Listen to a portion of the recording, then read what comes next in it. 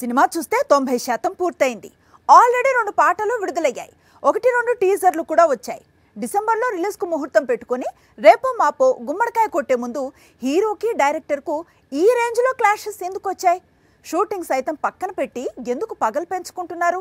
August 15న release కావాల్సిన చిత్రం పుష్ప 2 ఈ రిలీజ్ డేట్ ను ఇప్పుడు డిసెంబర్ 6కు పోస్ట్ పోన్ చేశారు. సరిగ్గా ఇక్కడే అసలు ప్రాబ్లం స్టార్ట్ అయినట్లు ప్రచారం జరుగుతోంది. సినిమాను ఆగస్టు 15న విడుదల చేయాలని బన్నీ చాలా ట్రై చేశాడట.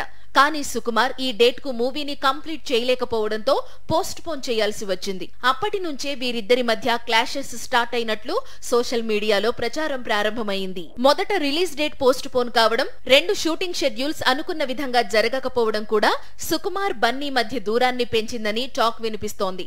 సుమారు 2 ఏళ్లు సినిమా షూటింగ్ లో ఉండడం, సుకుమార్ టైం తీసుకుంటుండడం కూడా అల్లు అర్జున్ ను ఇబ్బంది పెడుతోందని, అందుకే తప్పక గెడ్డం తీసేసినట్లు తెలుస్తోంది.